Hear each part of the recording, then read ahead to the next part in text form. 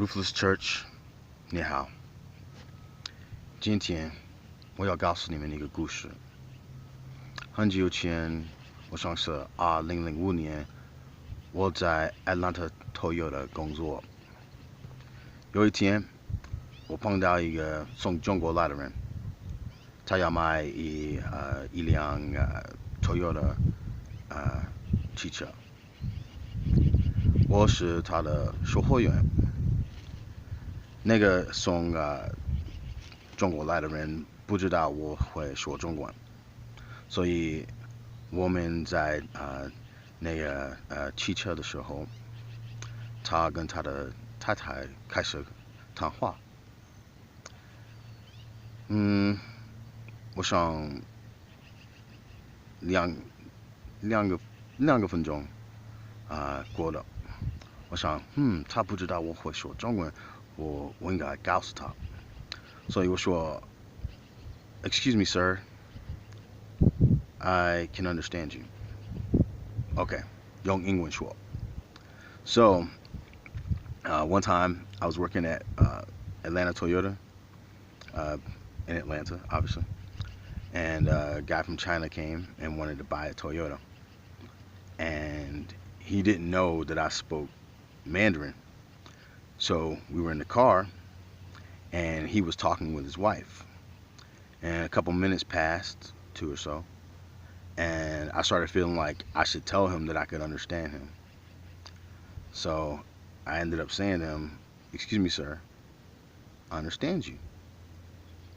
To which he responded, "No, you can't understand me. I'm speaking Mandarin." I said, "I know," in English, "but I also speak Mandarin." And he looked at me and he kind of laughed. 他向我拿他开我的心, which means he thought that I was teasing him. And I said, "No, I understand." And maybe I should have said it in Mandarin at first, but I just didn't.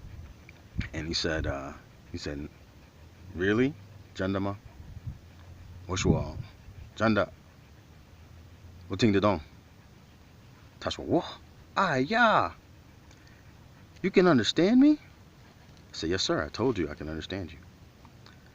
He said, "My God, you must be a linguistic genius."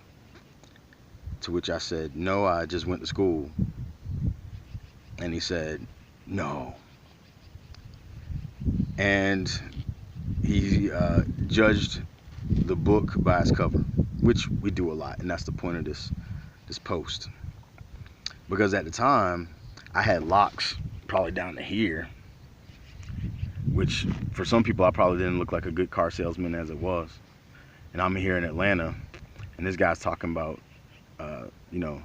how much he's going to pay for the car and things like that. And there's this thing in China, it's kind of like negotiating. It's called Taojia Huanjia, which he was about to do. And he was talking to his wife about it, and I understood him.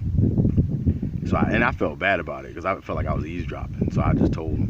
Maybe I shouldn't have. But at any rate, after he called me a linguistic genius, he said something that was kind of interesting. This is what he said. He said, "No, you must be a linguistic genius. A black man speaking Chinese? I can't believe it. 我不相信." But then, if that wasn't enough, he put some icing on the cake and said, "Because black people can barely speak English." To which I was like, "Ah, yeah." Interesting. At any rate, I sold him a car. But the point of the story and the reason why I'm sharing this is because we really shouldn't judge books by their cover. 我们都不应该通过封面判断一本书, because you never really actually know what people know. There's a lot of things that I don't say because a lot of times when I'm speaking to other people in certain contexts, I don't say it because I know the person doesn't understand what I'm saying, whether it's cultural, whether it's social, or whatever the case may be. And very frequently, we make judgments, we make assumptions, but we have very little knowledge about the things with which we or about which we make these judgments. And my offer to you today is to pause for a second and think about the person you are and the way you are in the world. Look at how you look at the world and ask yourself, are you willing to say, I don't know? Ask yourself, have you ever been happy that you were wrong? Because if you don't have those capacities, then you're part of the problem in our society right now, where we say a lot of things but have very little knowledge and even less wisdom. I can tell you there's a lot I don't know, and there's a lot that I have had exposure to, but I still don't know it all. I never will. And I walk into the world every day aware of my ignorance. And that's what allows me to encounter people anew and to engage people afresh, to stay and wonder, and to be excited sometimes when I find out I'm wrong, because all it does is open up new possibilities in life.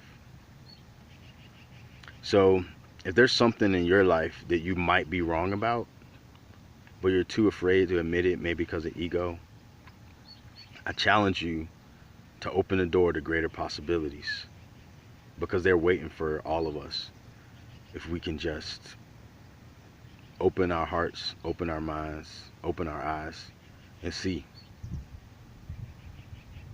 Zaijian.